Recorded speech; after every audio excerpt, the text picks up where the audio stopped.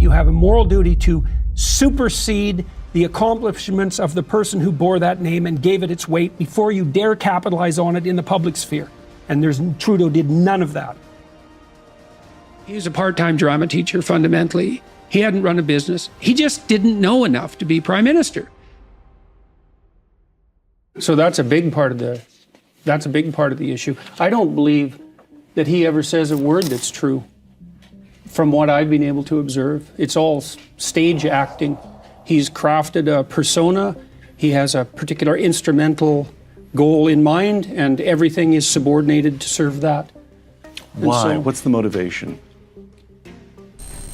According to Jordan, Trudeau is just another narcissist, and he's convinced Conservative Republicans are trying to mess with Canadian democracy. The same motivation that's generally typical of people who are narcissistic, which is to be accredited with moral virtue in the absence of the work necessary to actually attain it. All right. He's playing a role. You know, the swastika thing, it's like really about Canadians, really, we're going to be worried about in Canada? Because I had protests, for example, where people accused me of attracting. First of all, that just isn't a thing in Canada. There isn't a tradition. And I don't know anyone in Canada who's ever met anyone who's met someone who was Canadian and so that's just a non-starter.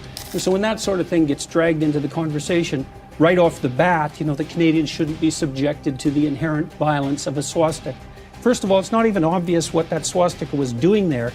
There's reasonable evidence to suggest that the person who was waving it was either a plant or someone who was making the comment that that was what was characteristic of the government, not of what they believe.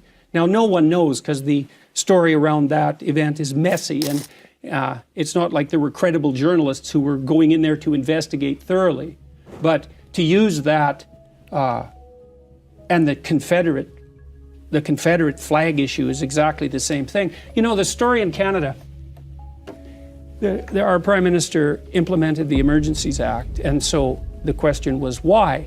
And so I went on Twitter when this was trending and read at least 5,000 Twitter comments to try to get a sense. These were people who were supporting Trudeau in his application of the Emergencies Act. And I was trying to figure out, okay, well, what do they believe is happening? And the story seemed to be, and this is as far as I can tell, and maybe I'm wrong, the story was something like, "Make America great again." Conservative Republicans are trying to mess with Canadian democracy. Conservative Republicans on the, pretty far right were attempting to destabilize Canadian democracy. And so my question was, well, what makes you think they care, first of all, about Canada and its democracy? And second, why in the world would they possibly do that? You need a motive for a like that. And that was at the same time the CBC was insisting, the Canadian Broadcasting Corporation, which is subsidized by the Liberals to the tune of $1.2 billion a year, was insisting that most of the money that the truckers raised was foreign financed. If it wasn't the bloody Russians, then it was the American conservatives. And so that all turned out to be a complete lie. And so fine, it's Republican right-wingers trying to destabilize Canadian democracy. Why? No one has an answer for that, because what's in it for them? And then, okay, 3 days later, the Emergency Act was lifted. And I thought, okay, now what are they going to make of that? What could possibly be the rationale for that? And the rationale was, well, that just shows you how effective he was. We had this coup ready to go that was financed by Americans, apparently, and our Prime Minister acted so forthrightly that we only needed to be under the strictures of the Emergency Act for 3 days. It's like, okay, I don't even know what sort of world I exist in where those things are happening. So, and then Canadians, why do Canadians buy this to the degree they do? And I think they're faced with a hard choice. For 140 years, our nation's foundation held firm, where faith in governance transcended partisan sway, a testament to our enduring unity. Because in my country, for 150 years, you could trust the basic institutions. You could trust the government. It didn't matter what political party was running it. You could trust the political parties, right from the socialists over to the conservatives. The socialists were mostly union types, and they were trying to give the working class a voice, and honestly so. You could trust the media. Even the Canadian Broadcasting Corporation was a reliable source of news.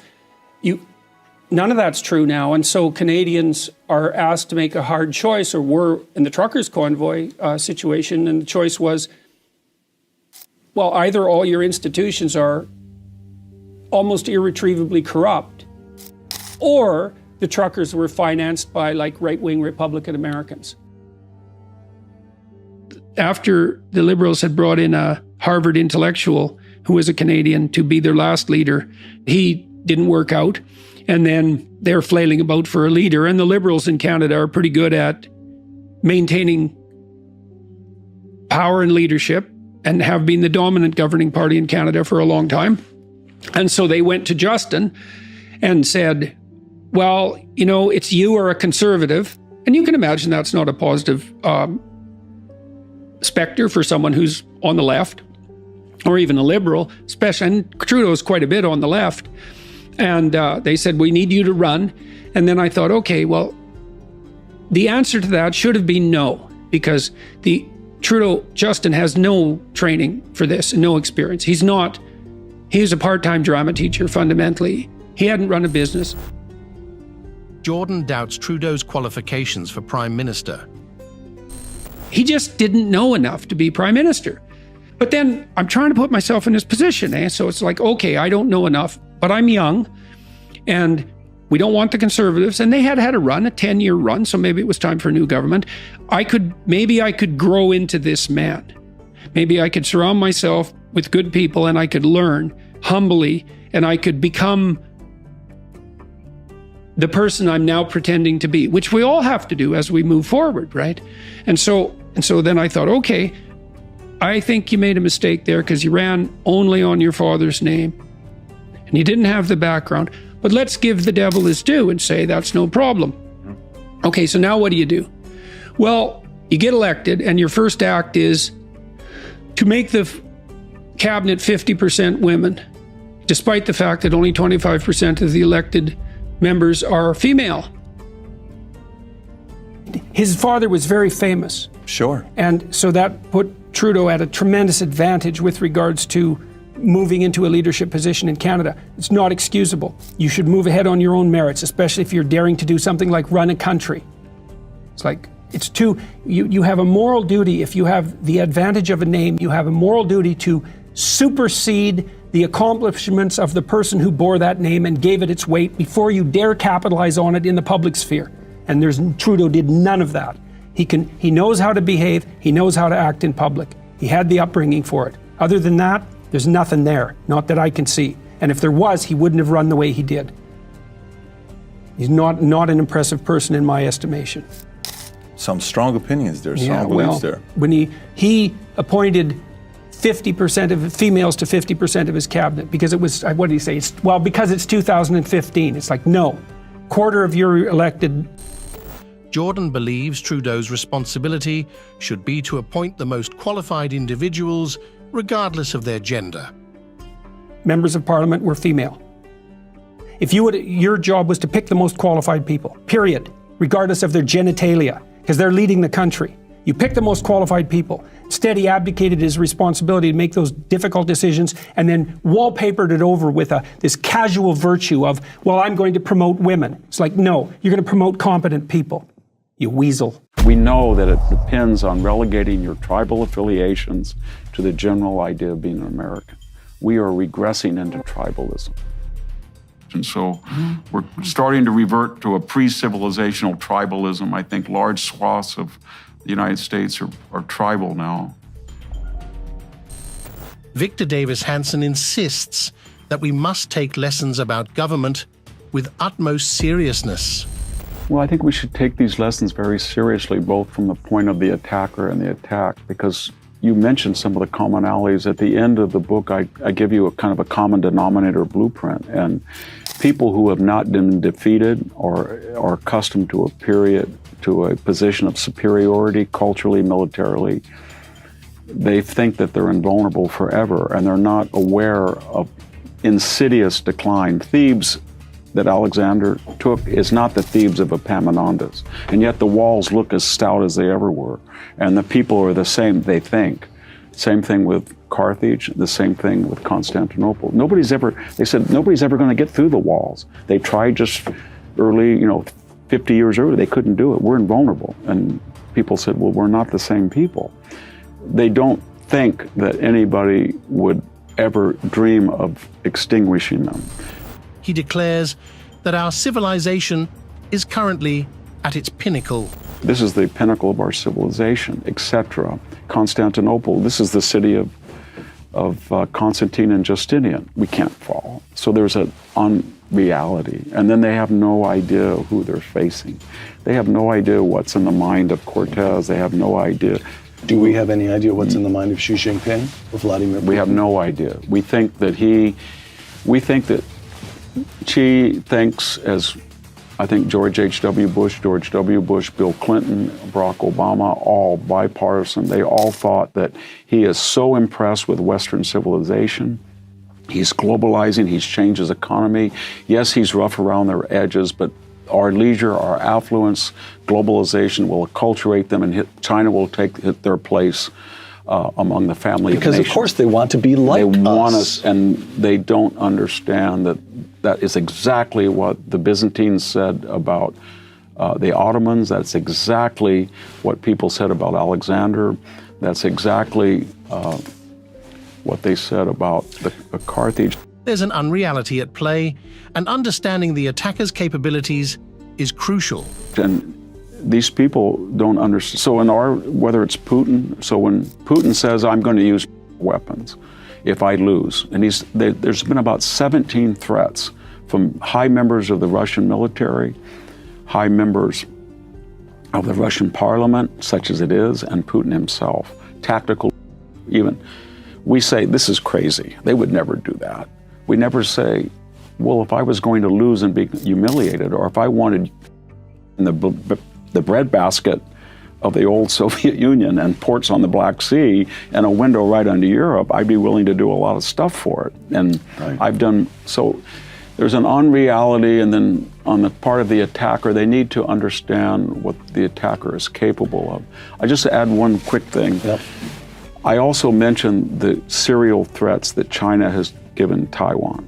And they even made a brief film about Japan if it interfered, calling the Chinese communists. And they've distributed that in China. Yes, just like Erdogan has said that he was going to send missiles and destroy Athens, he was going to destroy. He said, I'm going to do the same thing to the Armenians, and he just ethnically cleansed 100,000 of them. Victor asserts that Americans have always been number one. If we would look at ourselves dispassionately and not say we're Americans, we're always number 10, we would say the following. We've never had, in terms of the percentage of GDP debt or in actual numbers, except for a brief period where $35 trillion we owe, and we are borrowing $1 trillion every 100 days. It's completely unsustainable. We've never had the military admit to us that it is short 40,000 troops, and they don't know where to get them at a time when the American population has never been larger. The Army missed its recruiting goals last year by 10%. Yes. And that was not the first year. And we have had a porous border. We have never had no border at all. It ceased to exist. We've had 10 million people walk across without audit. We've never seen anything like it. We have the largest number of foreign-born residents, both in numbers, 50 million, and in percentages of the resident population, 13, we've ever had, at a time when we have lost confidence in the melting pot. Okay. We've had high areas before, high periods. We've never had a period in American history where our elites say that it's a social construct, and you have to let somebody, a violent, out the same day that he's arrested. That's a new theory, critical legal theory. Okay, we're a multiracial society, and we're the only successful multiracial democracy. We know that it depends on relegating your tribal affiliations to the general idea of being an American. We are regressing into tribalism. He claims that what happened in Afghanistan is unlike anything America has done before. So when you look at all of these challenges and you look at the symptoms, we have never done anything like Afghanistan. Just completely flee and leave $50 billion in weaponry to an organization that's selling all over the globe. Never had that before. We have never had, since World War II, a Verdun. We have passed the numbers of and wounded in Verdun. We're above 700,000 wounded, missing, or Russians, and we're headed to Somme territory. And nobody has any idea how to stop this. Russia is not going to be able to take all of it, and we are not going to be able to get back the Donbass and Crimea. So it's going to continue. Nobody has an answer. Nobody takes serious that the Chinese would be crazy enough to go across the Taiwanese Strait and try to take that city. They say they can do it. So my point is, never have we been faced with such existential challenges in the post-war period, at a period when we are so weak, or at least we're not naturally weak. Our constitution is there, our natural resources, we lead the world. But when you look at debt, when you look at the border, when you look at our universities, which were the envy of the world, they were the engine that drove American culture and power and technology, and they're in crisis. Science is in crisis. So we're like the Thebans. We're not the same people. We're not the same people. We're not the same people that maybe we have it in us. We're not the same people who stormed Omaha Beach when the first 2,000 people were mowed down. We seem to believe that inaugurating new woke programs is the most important thing. We think that the most important thing is canceling student debt or inaugurating new woke programs, but it's going to take us 7 years to replace the Javelin anti-tank weapons. We're short 155 millimeter. That was our signature. We were the biggest producer of shells in the world. We're not doomed. We need to learn from wise men like Franklin Roosevelt, Harry Truman, Dwight Eisenhower, John Kennedy, even to an extent Lyndon Johnson, Richard Nixon, and the rest of them. They all had one thing. You're not going to mention Ronald Reagan? Yeah, I'm getting to him. Oh, all right. And in a period of doubt where people had questioned their so-called Neanderthal approach to human nature, that they believed that deterrence and not dialogue or the UN kept the peace, along came Ronald Reagan. And he said, he basically said the degree which we are safe is the degree to which we help our friends and tell our enemies to be careful, because we will defend us and we're going to have the capability to do it. Deterrence, deterrence, deterrence, which is just a Latin word to scare somebody off from doing something stupid. And if you don't believe in deterrence, then as Vegetus said, if you want peace, prepare for peace. Victor argues that the concept of citizenship is a relatively recent idea. The idea of citizenship's pretty recent in the long history of civilization. It appeared somewhere around 700 BC in rural Greece and swept pretty quickly. And so by the 5th century, there were 1,500 city-states.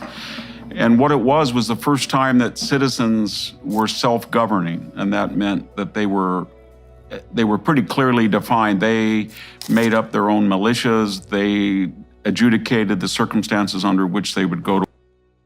They voted for their own officials. And more importantly, they had property rights. They could pass on property. I think that was the catalyst for citizenship, the right of inheritance, that the state couldn't expropriate or own property from the individual. And then that long odyssey brought us to, of course, the founding of the United States, and there were clear distinctions between a resident that happened to live in the United States and a citizen. A citizen alone could vote, a citizen alone could hold office, a citizen alone could leave the boundaries and come back into the United States on his own volition. A citizen alone was eligible for federal services, or in most states, and a citizen served in the military. I don't think any of those still apply, those distinctions between a resident and a citizen, with the exception of holding office, and that's under assault. I know here in California, people who are not just non-citizens, but here illegally can vote, say, in a Berkeley school board election. And now there's efforts to make sure that people can run for office who are not citizens. Non-citizens serve in the military. Non-citizens actually can go across the border with greater facility than you or I could probably. And so we are a nation, we've never had this before, of 50 million people in the United States that were born in a foreign country of different statuses. Some are legal residents, some are illegal residents, some are citizens. Some are migrants back and forth, and that's the highest in actual numbers and in percentages of the population. And unfortunately, it comes at a time when we, the hosts, have lost confidence in the traditional melting pot of assimilation, integration, intermarriage. And so we're starting to revert to a pre-civilizational tribalism. I think large swaths of the United States are tribal now. The United States was founded on the principle of equality of opportunity. Another way of putting it is the United States was based on an idea of equality of opportunity, that because we're not born equal, or we have different life experiences, or we inherit or don't inherit, or we're healthy or we're long-lived or not, we don't try to even that out in terms of economic recompense. We just let people follow their own trajectories, and then we have other methods to appeal to their magnanimity. So the philanthropic, the religious, the humanism. We have all these ways that if people do better than other people, we allow them to be creative and to try to give back to the society, or at least use their talents, even if it's profit-minded, to build a better bridge or a dam, rather than the alternate, which is a strain in Western civilization. It starts, actually, the socialist impulse starts with the Greeks. There is a strain of that with the Pythagoreans. But the other idea, and that's what we're, I think, fighting now, is the woke equality of result, that we're going to appoint some Platonic guardians and give them untold power. And in their infinite wisdom, they're going to do two things. They're going to force people to be equal, what they call equity, and they're never going to be subject to the consequences of their own ideology, because they need special exemptions given their enormous responsibilities and their talent. And so what we see now is this bi-coastal elite in the United States is starting to mandate behaviors and principles and issues and policies that they themselves would never follow and would have no intention of following. And it's based on that every single person has an innate right to be the same as another person. Or as Aristotle said, once a man in democracy, and he feared this, feels that he's equal in voting with another man, then he feels, by extension, he should be equal in all other aspects of his life. And that was the philosophical worry about democracy, that it always evolved to a more radical form of equality. I think we're now at the end stage where almost everybody feels they have a grievance against the state, and therefore they're entitled to compensatory or reparatory money or land. Here in California, when we were discussing reparations, suddenly people were bidding in the Oakland City Council and suggesting that they were owed $800,000. And they had a grievance, apparently, even though they were 6 generations away from, and maybe 4 from, they were in the 4th generation of the civil rights movement. They had grievances against people who had never had, in California, for example, had never been a state. But it was that mentality. And, a lot of people warned us about this. Tocqueville said the problem that we would face in the United States is that most people innately would rather be poor and equal than all better off, but some more better off than others. And he felt that if that would be a very dangerous development. I think we're pretty much there now. The question of who polices the police was a major issue for globalists in the 20th century. One of the problems that globalists or cosmopolitans learned very early in the 20th century during the progressive movement was when you surrender sovereignty to these international bodies, then who is the police? Who polices the police? So the League of Nations, which was envisioned under Woodrow Wilson's Versailles agenda, for a very brief time seemed to be successful in adjudicating international disputes of trade or jurisdiction or borders until Adolf Hitler or the Japanese militarist or Joseph Stalin said, I don't need to listen to you. And so World War II doomed the first incarnation of a united group of nations, the League of Nations. After World War II, the same suspicious idea resurfaced with the United Nations. But this time we were going to have a Security Council, and they were going to be the world's top powers, the strongest, the most successful. And then they could be the enforcer. But the problem, of course, was that very early on, the Soviet Union was not the solution to the problem, but it was the problem itself. Because there's always going to be some country who's powerful by breaking the rules and going beyond its own prerogative. In other words, an anti-democratic China that has currently 1.5 million people in camps, and yet they're on the United Nations, and they're a citizen of the world. And if the United Nations would decide that the Chinese, contrary to the UN Charter, are putting people in concentration camps, or they're harvesting from people deemed not necessary, or they're forcing people to have that don't fit their idea of family planning, or they're bullying their neighbors, or they illegally created a base in the Spratly Islands, what is the United Nations going to do?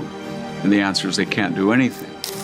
In 2020, we saw an international pandemic, and our United Nations Charter Medical Organization, the World Health Organization, warned us from the very beginning, do not issue a travel ban against China.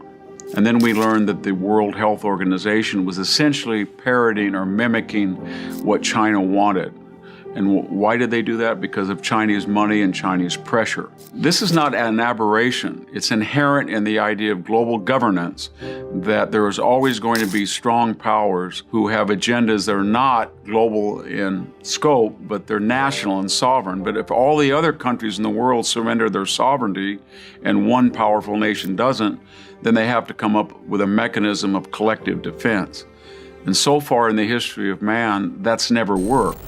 Victor contends that big tech media is under democratic control.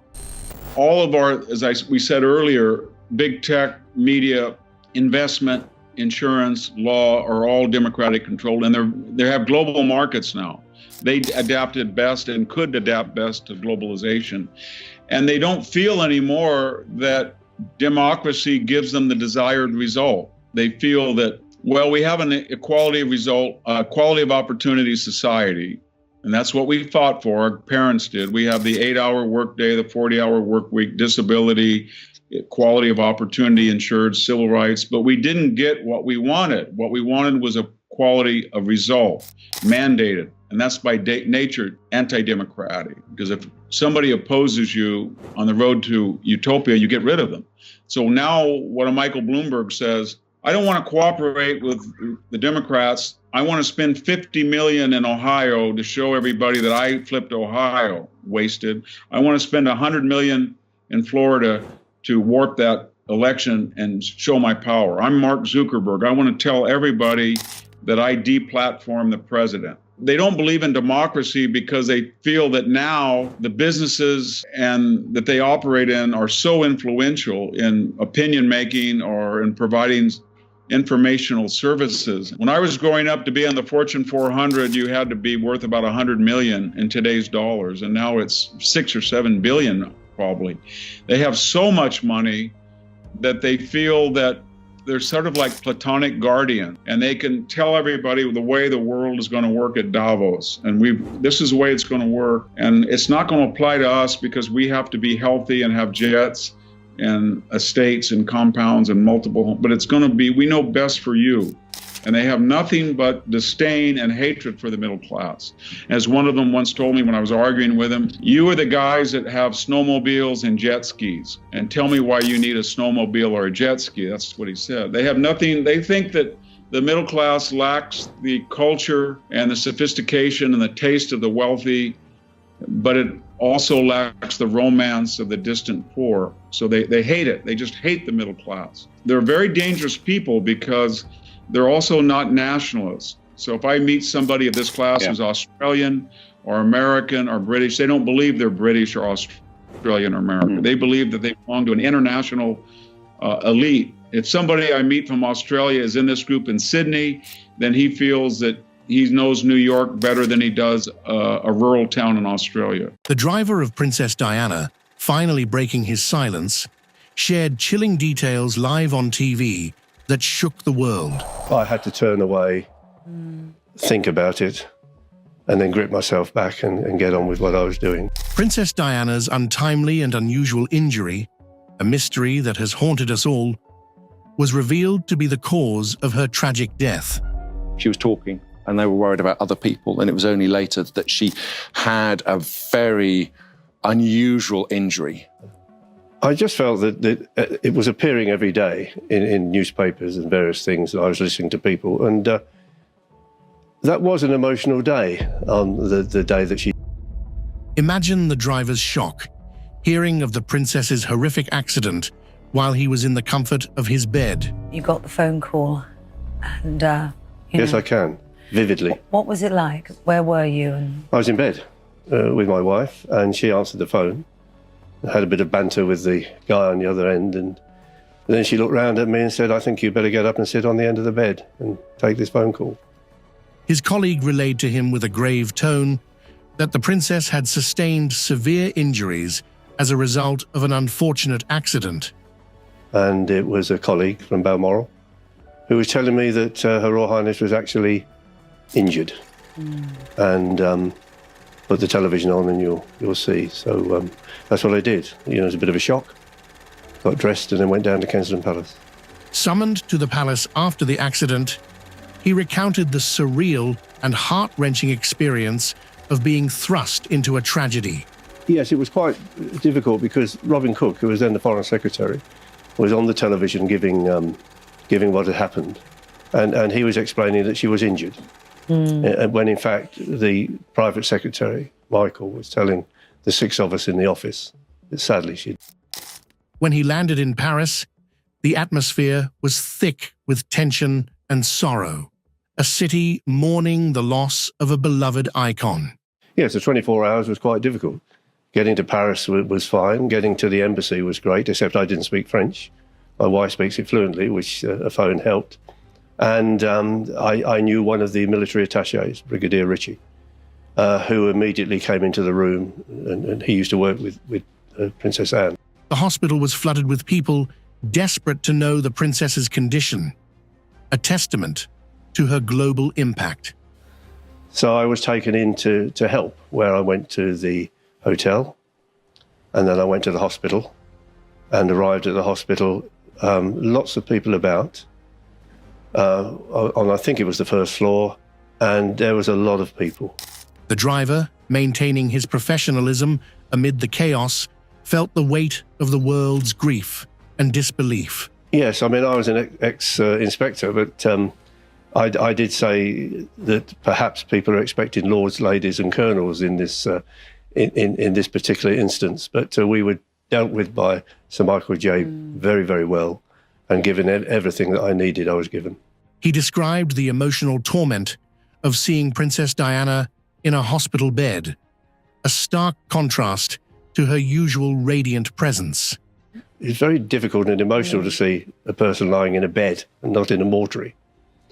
And when I was in the room, which was very, very hot, I looked out of the window and I could see people on a roof.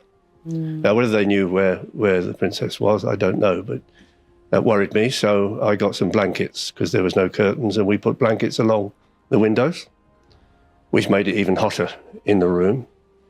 And I then went and got some fans to try and cool the room down. And that one moment in my life, which perhaps my professionalism was lacking a little bit, because as I turned round, the eyelashes and the hair of the princess were moving, caused by the fan. And that just struck me. I had to turn away, think about it, and then grip myself back and get on with what I was doing. You didn't believe she would? For a long time, I just refused to accept that she was gone. Part of, she would never do this to us, but also part of, maybe this is all part of a plan. I mean, you really believed that maybe she had just decided to disappear for a time? For a time, and then that she would call us and we would go and join her. Yeah. How long did you believe that? Years. Many, many years. And William and I talked about it as well. Mainly proof that she was in the car, proof that she was injured, and proof that the very paparazzi that chased her into the tunnel were the ones that were taking photographs of her lying half on the backseat of the car. You write, I hadn't been aware before this moment, talking about looking at the pictures of the crash scene, that the last thing Mummy saw on this earth was a flashbulb. That's what you saw in the pictures. The pictures showed the reflection of a group of photographers taking photographs through the window, and the reflection of the window was them. Conspiracy theories swirled around the accident, each more sinister than the last, demanding thorough investigation. I wasn't involved in the first examination, and of course she was then buried, so we didn't exhume her and have another look, but it was a review of all of the circumstances. There were so many conspiracy theories that needed to be looked at and properly examined. They were sort of glossed over a bit to begin with. So we went back and we did that. And so I looked obviously at the pathology, not just of Diana, but also of Henri Paul, who was the driver, and Dodie, who was her lover, and a guy called Trevor Rees-Jones, who was a security guard. So 4 people in that Mercedes. Now, if you have a crash at about 60 miles an hour in a Mercedes, you should walk away. And the thing I learned was that you put your seatbelt on, because Diana didn't have a seatbelt on, Dodie didn't have a seatbelt on, Henri Paul, the driver, didn't have a seatbelt on. Trevor Rees-Jones realised something was going wrong and just got his seatbelt on in time, because he lived to tell the tale. And when the car hit the bridge pillar, interestingly, the 13th pillar on the bridge, I mean, it adds to the conspiracy, doesn't it? It's got to be the 13th pillar. How the SAS managed to get them to hit the 13th pillar, I don't know. But, when they hit the pillar, Dodie hit the back of Henri Paul with a weight of about 3 elephants. And then Henri Paul hit the steering wheel. They were instantly. Diana wasn't badly injured. She'd broken an arm and had a couple of other little injuries. But, I mean, she should have survived, and she was partly protected by Rees-Jones, because she hit the back of his seat and was saved a bit.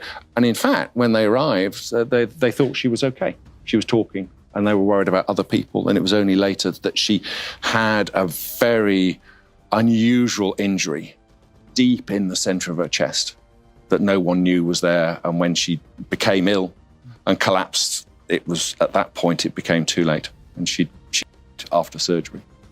Despite her royal status, the driver fondly remembered Princess Diana's tremendous sense of humour, a light in the darkness. There is a line. You don't cross that line. You speak to when you're spoken to. And it is still very correct. She was still very royal. And yes, we were often together in the car, and it would be light conversation. She had a tremendous sense of humour. And wherever we went, I never had a crossword in the 2 years. Not one crossword. I think they went in too fast, but in the inquest that was sorted out. I've driven through the tunnel myself. There are stanchions in the tunnel, which if you can be taken a little bit by, if you have 2 trains in a station, one moves out, you think you're moving. You go into fast where there's stanchions, it's getting a little bit worrying. So whatever happened, I went perhaps a little bit too fast and being taken away with the lady in the back. And what are your memories of Princess Diana now? Because, of course, that was such an emotional time and 20 years ago, but when you think back and think of her legacy? A great boss.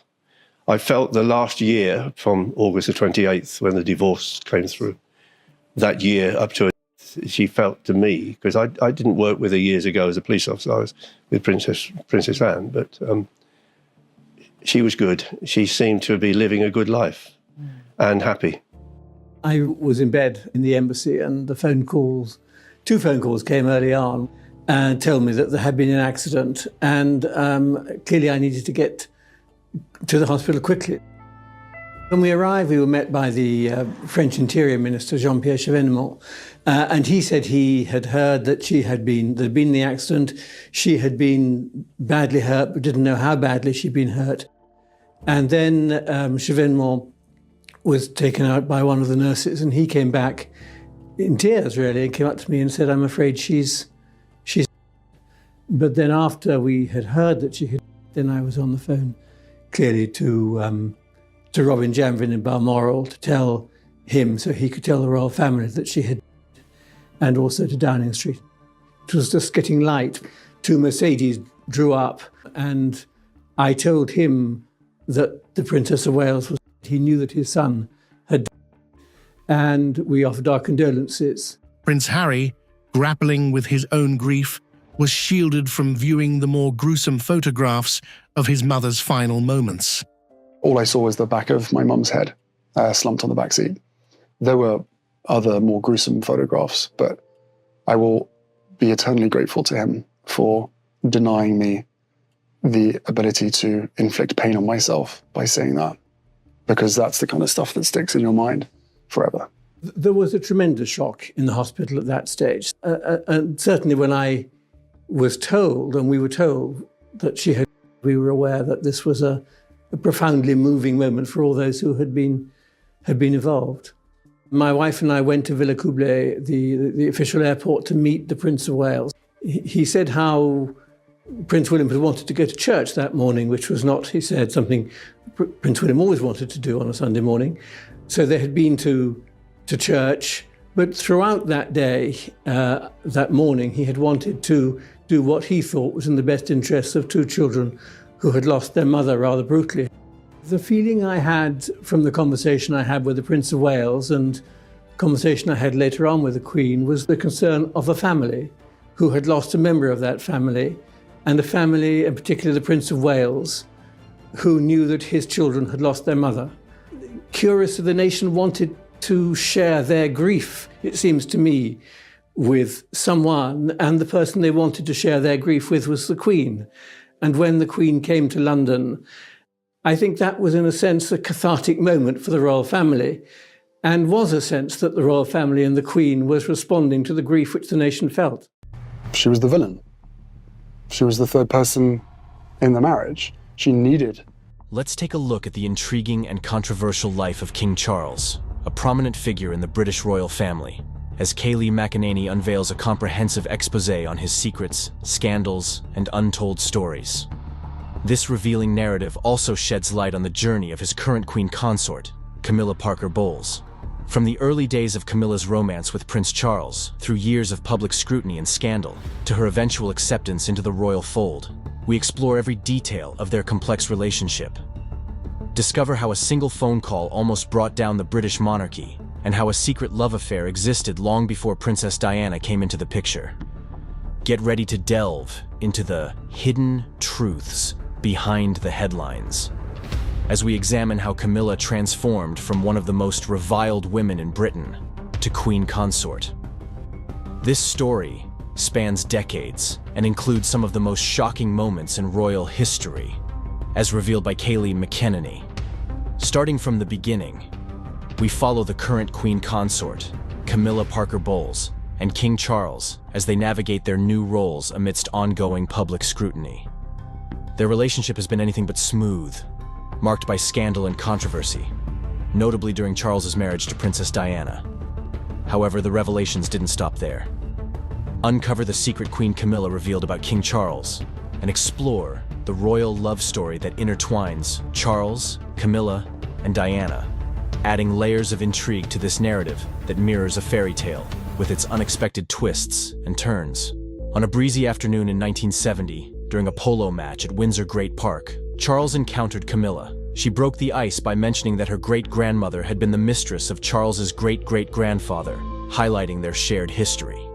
It's quite an introduction. Historians suggest they may have been introduced by a mutual friend, Lucia Santa Cruz, but regardless of how it happened, sparks flew and they began dating. Their bond was genuine, marked by real happiness and togetherness. However, their romance was interrupted when Charles was sent to serve in the Royal Navy. During their time apart, Camilla made a pivotal decision and married Andrew Parker Bowles in 1973, a man who had once dated Charles's sister, Princess Anne. Despite her marriage, Camilla and Charles maintained their connection, with Charles even becoming the godfather to Camilla's son Tom. Rumor has it that Charles made a last-minute attempt to stop Camilla's wedding. Imagine the heartache of watching someone you love marry another.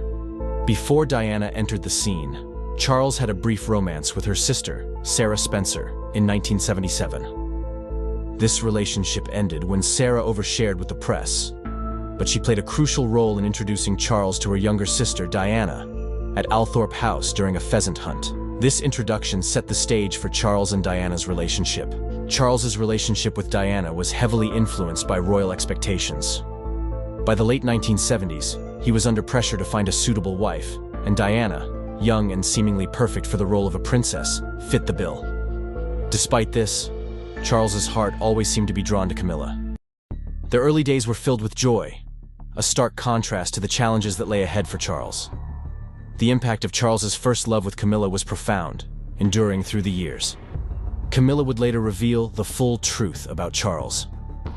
But before we get to that revelation, let's delve deeper into Charles and Diana's story, from teenage crush to royal partnership. Their early days were filled with charming but awkward moments. In November 1977, Diana, a 16-year-old schoolgirl, met 28-year-old Charles, a prominent royal figure, at Althorpe.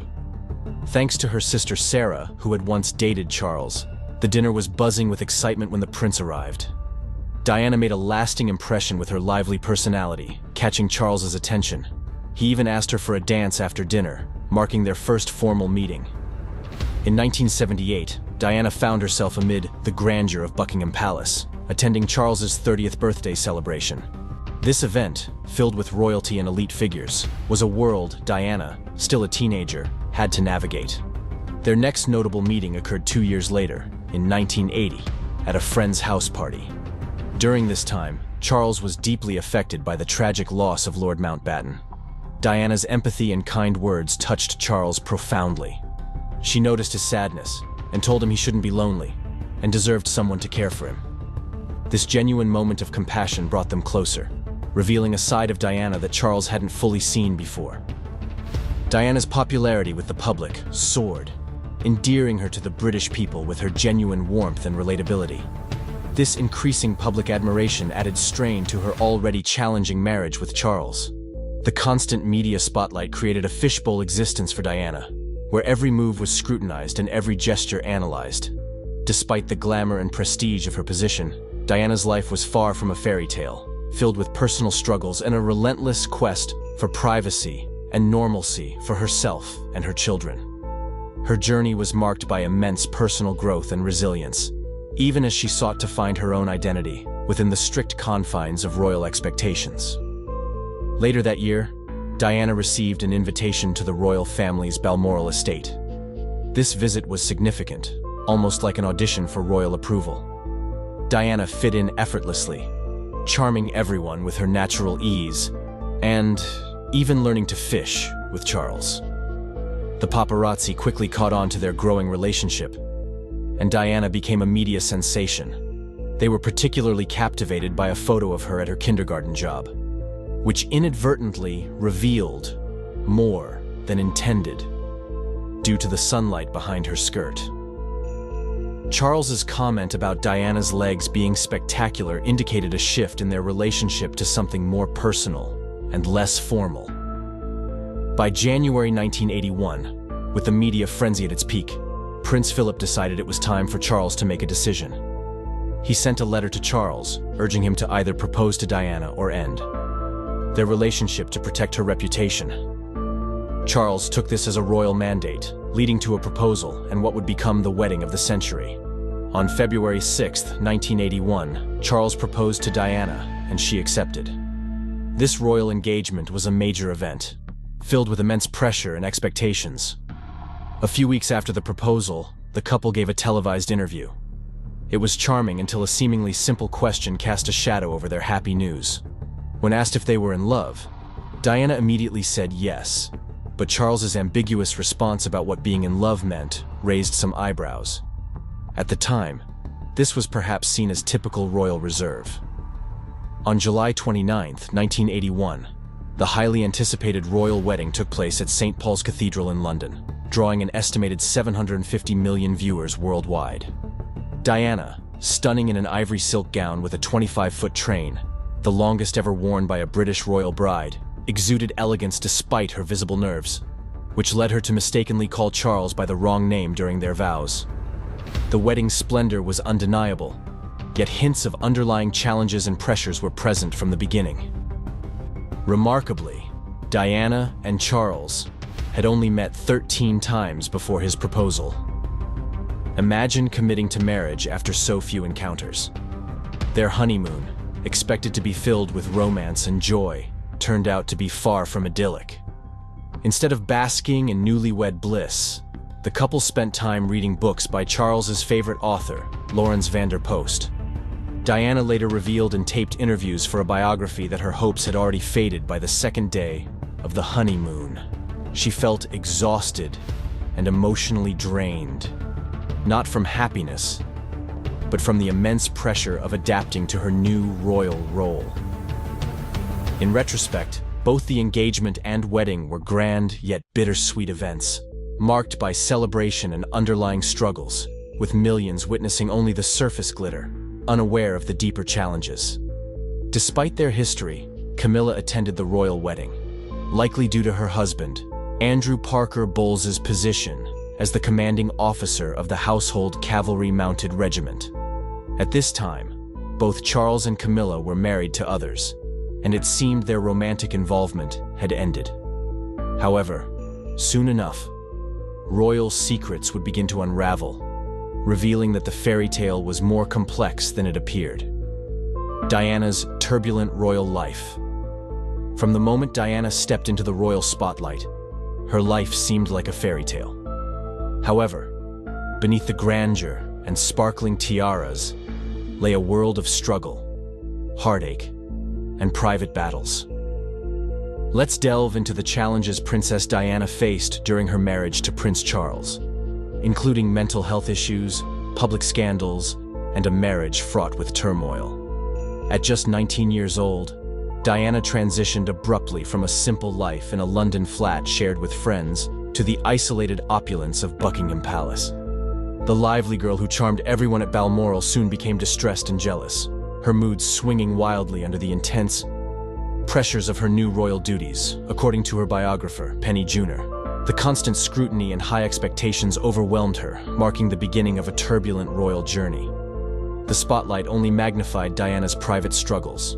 She battled bulimia, a disorder often reflecting deeper emotional turmoil. Penny Junor notes that this wasn't just about food. It was a manifestation of Diana's ongoing mental health issues, rooted in a traumatic childhood marred by her parents' unhappy marriage. Diana later described bulimia as a secret disease, a desperate attempt to find comfort, followed by intense disgust and further emotional pain. One of the most heartbreaking moments in Diana's story occurred on the eve of her wedding. Her astrologer revealed that Charles confessed he didn't love her just before their wedding, a time that should have been filled with hope and joy, not despair. This devastating confession set a tone of heartache from the start. The strains in their relationship were exacerbated by lingering connections to past relationships. Just before their wedding, Diana found a bracelet Charles had intended for Camilla Parker Bowles, inscribed with the initials G and F, nicknames for each other. This discovery, amid intense public scrutiny, deepened Diana's insecurities and doubts. Diana's candid revelations about her struggles came to light in her 1995 interview with Martin Bashir, where she openly discussed her bulimia and feelings of inadequacy. This interview, though controversial in how it was obtained, offered a glimpse into the profound isolation and distress Diana experienced, highlighting her bravery in confronting such personal demons publicly. Behind the smiles and royal duties was a woman who battled severe personal challenges, fought for her sense of self, and faced a marriage that began with a heartbreakingly honest admission. Despite the facade of a fairy tale, Diana's royal life was marked by profound personal growth and resilience in the face of immense pressure. Charles, Camilla, and Diana. The hidden turmoil behind the royal facade. The discovery of a bracelet intended for Camilla Parker Bowles set off a chain of events that would eventually lead to the divorce of Prince Charles and Princess Diana. Although Camilla attended the royal wedding, many believed she and Charles had not been in contact for 5 years. The reality, however, was quite different, and the truth was about to unravel in a most dramatic fashion. Before the chaos, Charles and Diana's marriage appeared to be a fairy tale. However, behind the palace doors, it was a different story. Charles had a history with Camilla Parker Bowles, a vibrant woman he met through a friend in the 1970s. They clicked instantly, but the expectations of royal life pushed Charles to seek a wife who fit the mold of a future queen. Lady Diana Spencer was young and noble, but perhaps not entirely prepared for the challenges ahead. In 1981, she and Charles exchanged vows in a grand royal wedding. The twist. Camilla was present among the multitude of guests, and not just as an observer. Unbeknownst to the radiant bride, the stage for a royal scandal had already been set. As the initial enchantment of the marriage wore off, the harsh reality of their loveless union hit Diana hard. She felt isolated and unloved, while Charles seemed distant, his affections elsewhere. It wasn't long before Diana's suspicions about Charles's fidelity grew, leading to a shocking discovery. A bracelet intended as a gift from Charles to Camilla, hidden away, but not well enough. The bracelet, a secret token meant for Camilla just before Charles's wedding to Diana, surfaced at the worst possible time. Diana confronted Charles, but received nothing more than excuses and dismissals. However, small clues, a phone call here, a bouquet of flowers there, indicated this was no ordinary friendship. The royal marriage was deteriorating, and the public was beginning to take notice. By 1989, the situation had reached a breaking point. Charles and Camilla had rekindled their old romance, and Diana was fully aware. She decided she had had enough. At a birthday party attended by both Camilla and Diana, the stage was set for a royal confrontation. Summoning all her courage, Diana approached Camilla for a chat. The air was thick with tension as Diana laid it all out, making it clear she knew what was going on between her and Charles. Camilla, though caught off guard, maintained her composure and responded in a way that must have felt like a slap, telling Diana she had everything she could want: men falling in love with her and 2 beautiful children. Diana, burdened by her broken heart, simply expressed her desire for her husband. The confrontation didn't magically solve anything. Diana knew she was fighting a losing battle.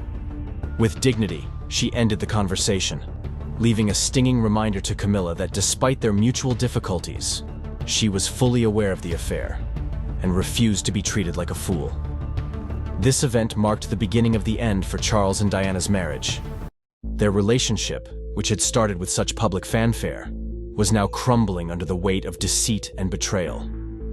As the royal secret spilled into the public domain, the fairy tale facade disintegrated, revealing the complex and painful reality behind the palace walls. Royal breakups and conspiracies. The late 80s marked the beginning of the end for the fairy tale marriage of Prince Charles and Princess Diana. By 1986, their lives had drifted apart, with Charles seeking comfort in the familiar company of Camilla Parker Bowles, rekindling a relationship that had never truly extinguished. In December 1992, the British Prime Minister made a televised announcement declaring the official separation of Charles and Diana. The situation took a dramatic turn in the summer of 1994, when Charles, during a revealing interview with Jonathan Dimbleby, openly admitted to his affair.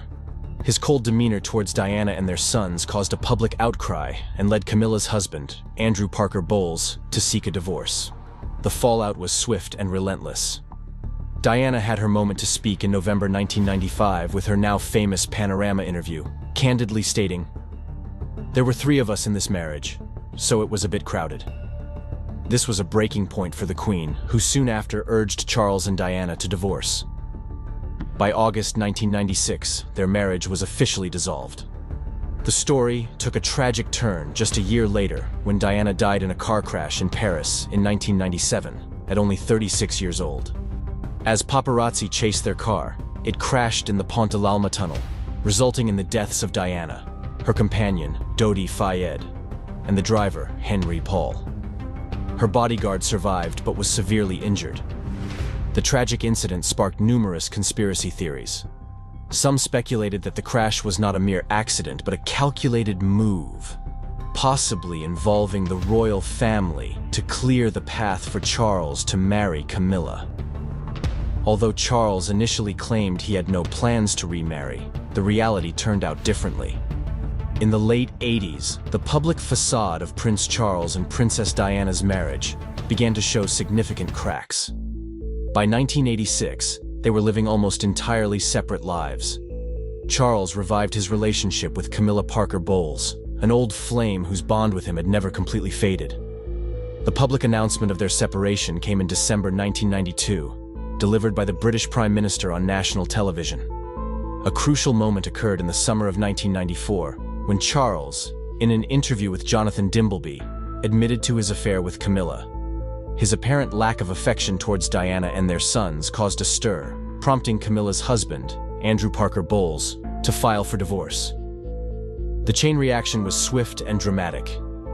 Diana's candid Panorama interview in November 1995, where she famously remarked, "There were 3 of us in this marriage, so it was a bit crowded," prompted the Queen to advise Charles and Diana to divorce. By August 1996, their marriage was officially over. Tragically, just a year later, Diana died in a car crash in Paris in 1997 at the age of 36. Pursued by paparazzi, the car crashed in the Pont de l'Alma tunnel, claiming the lives of Diana, her companion Dodi Fayed, and the driver Henry Paul. Her bodyguard survived but was critically injured. The circumstances of Diana's death quickly became enveloped in conspiracy theories. Speculations arose that the crash was not simply an accident, with some suggesting that the royal family might have been involved to facilitate Charles's marriage to Camilla. Despite Charles's initial assertions of having no plans to remarry, the future would reveal a different reality, adding another layer of complexity to this already intricate royal saga. The story of Charles and Camilla old love, they say, never truly dies. It simply waits for the right moment to flourish once more. This was certainly the case for Prince Charles and Camilla Parker Bowles, whose romance reignited under difficult circumstances following Princess Diana's tragic death in 1997. Navigating the intense media scrutiny and public heartbreak over Diana, Charles and Camilla faced a challenging journey toward acceptance. In 1998, Prince William, still in his teens, met Camilla during a visit to his father at St. James's Palace. The encounter was understandably tense, marking the beginning of Camilla's gradual introduction into William and Harry's lives. Their early meetings over lunches and teas were awkward but necessary steps toward building a relationship. Initially, Queen Elizabeth II showed no support for Camilla, even referring to her as that wicked woman. It wasn't until 2000 that the Queen began to soften, joining Charles and Camilla for a lunch that quietly indicated her acceptance. Things started looking up when Charles and Camilla made their first public appearance together in January 1999 at a birthday party for Camilla's sister. Arriving separately to maintain a low profile, they left together, causing a media frenzy and slowly easing Camilla into the public eye. By the time of the Queen Mother's funeral in 2002, Camilla stood by Charles, presenting herself as his partner. That same year, she undertook her first solo public engagement, a significant step in her public life. In 2003, the couple moved in together at Clarence House, making their relationship official without the bond of marriage. Everything changed on February 10, 2005, when Charles and Camilla announced their engagement, a moment that captured headlines and public interest.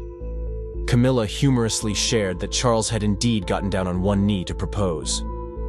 The engagement was warmly welcomed by the royal family, with William and Harry expressing their happiness for the couple. The wedding, held on April 9, 2005 at Windsor Guildhall, was a modest affair.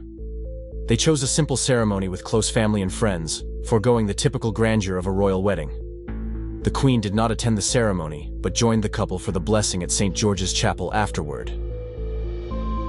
In the wake of Diana's death in 1997, Charles and Camilla found their romance rekindled amidst public mourning and media scrutiny. This period was fraught with challenges as they sought acceptance. In 1998, a teenage Prince William had an uncomfortable meeting with Camilla at St. James's Palace, a crucial step in her gradual introduction to the royal family. Initial interactions over lunches and teas were awkward but necessary. Queen Elizabeth II was initially resistant to Camilla, dubbing her "that wicked woman." However, by 2000, her stance softened, and she dined with Charles and Camilla, subtly signaling her approval. Public appearances followed, with a significant one in January 1999 at a birthday party for Camilla's sister. Arriving separately but leaving together, Charles and Camilla's public outing created a media storm, paving the way for Camilla's acceptance. By the Queen Mother's funeral in 2002, Camilla stood by Charles, solidifying her role as his partner. She also embarked on her first solo public engagement that year, a critical move in her royal journey. By 2003, Charles and Camilla had moved in together at Clarence House, signifying their serious commitment. On February 10, 2005, Charles and Camilla announced their engagement, a moment of public and media excitement. Camilla shared that Charles had indeed proposed on one knee. The engagement was warmly received by the family, with William and Harry expressing their support. The wedding on April 9, 2005, at Windsor Guildhall was understated and intimate, attended by close family and friends. The Queen skipped the ceremony but attended the subsequent blessing at St. George's Chapel, showing her support. The journey of Charles and Camilla, marked by rekindled love, public scrutiny, and gradual acceptance, culminated in a modest yet meaningful wedding, symbolizing a new beginning for the couple. From scandal to crown, when Queen Elizabeth II passed away, the dynamics of the British monarchy underwent a significant transformation. Charles ascended the throne as King Charles III, and in a surprising twist, Camilla was named Queen Consort. This development was unexpected, especially considering Queen Elizabeth's initial reluctance to accept Camilla. Over the years, however, Camilla proved her loyalty and dedication, eventually earning the Queen's endorsement in a heartfelt message. This endorsement, which seemed unthinkable decades ago, marked a dramatic shift in the royal narrative, turning Camilla from a figure of skepticism into a respected pillar of the monarchy. The late Queen's public blessing underscored Camilla's journey and emphasized her commitment to the crown, encouraging others to support Charles and Camilla as they had supported her. The question of why Charles married Diana when his heart belonged to Camilla lingered in the minds of many. This dilemma highlighted the conflict between royal duties and personal happiness. Diana, trapped in a loveless marriage, suffered immensely, enduring years of emotional distress. Charles's marriage to Diana, despite his enduring love for Camilla, underscored the immense pressure and expectations placed on royal family members to prioritize duty over personal desire, often leading to profound personal sacrifices. The Tampon Gate scandal. One of the most notorious scandals in royal history erupted when details of a private phone conversation between Charles and Camilla from 1989 were leaked. Dubbed Tampon Gate, or Camilla Gate, this scandal was not just typical tabloid fare. It was a royal catastrophe. At the time of the call, both Charles and Camilla were married to other people. The conversation, however, was anything but ordinary, with Charles expressing a desire to be reincarnated as Camilla's tampon, a bizarrely intimate statement that somehow became public. This scandalous exchange made headlines under the sensational title, Charles and Camilla, the Tape. The People newspaper published a full transcript of their 6-minute conversation, and to add to the humiliation, audio of the conversation was also released. The release of such a private and intimate conversation raised questions about who might be responsible for the leak. And this incident remains one of the most memorable royal embarrassments, illustrating the intense scrutiny and public interest in the personal lives of the royal family. Do you think Camilla is to blame? What are your thoughts on these events? Let us know in the comments below. And as always, we'll see you in the next video.